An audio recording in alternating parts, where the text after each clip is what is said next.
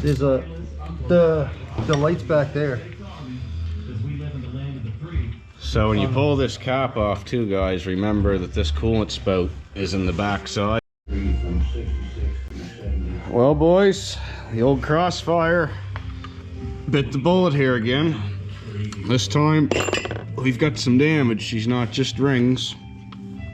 Luckily I do have one of these caps. Funny thing is a mouse built a nest in this cylinder the year after I rebuilt this, and I just vacuumed it out and cleaned it out without taking the motor apart, and I've ran it ever since. But this side is the side that grenaded. When I say it grenaded, you just wait till we get this head off here and you get to see what this piston looks like. Jeez. Do we get them all out? Yeah. We'll break this new pry battery. Might as well. Oh yeah, she's stuck in there pretty good. Jeez. What the fuck? There's got to be something still holding that, ain't there? No. Piston. Gotta be.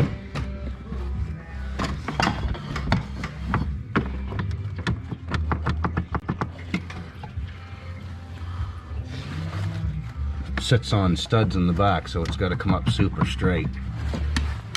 I don't know. So boys, like I said, major damage. Look at this gear. Oh man, what do you do? Go get me my drill. We'll get her fixed up.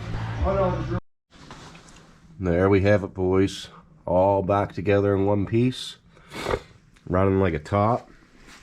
We super cheated on this job. Easily could have spent a pile of money on new cylinder heads and everything. I just did it the old school way.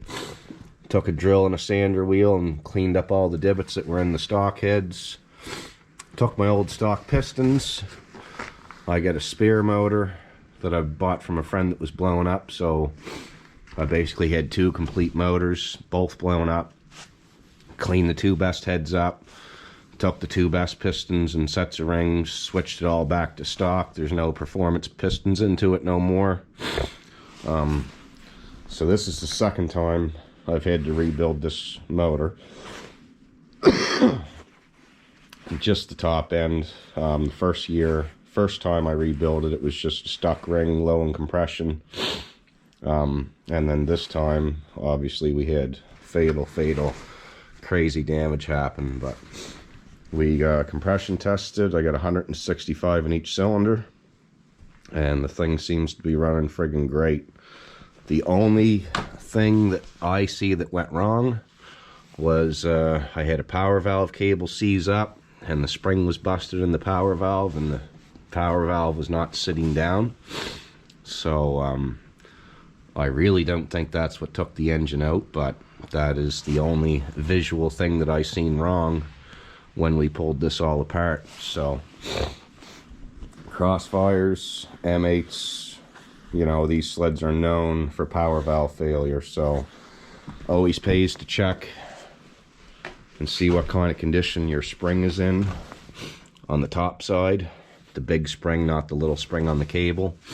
And you know, just make sure that the wedge valve itself is clean and not full of carbon so it can move freely up and down. But pretty happy with the way this ran last night and the way it runs, so let's see how she cold starts this morning for us.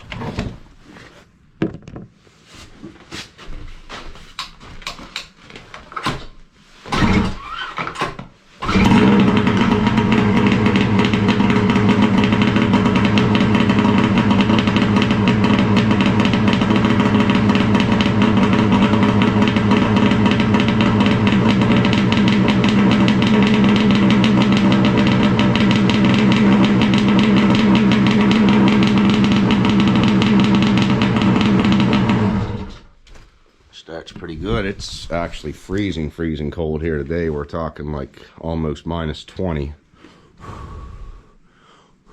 You can see my breath like crazy. So anyway, she's back together for now. How long it will last, nobody knows, but at least cost was kept at a very, very minimum doing this job this time. So I'm pretty happy with it for now. We'll see if she holds up.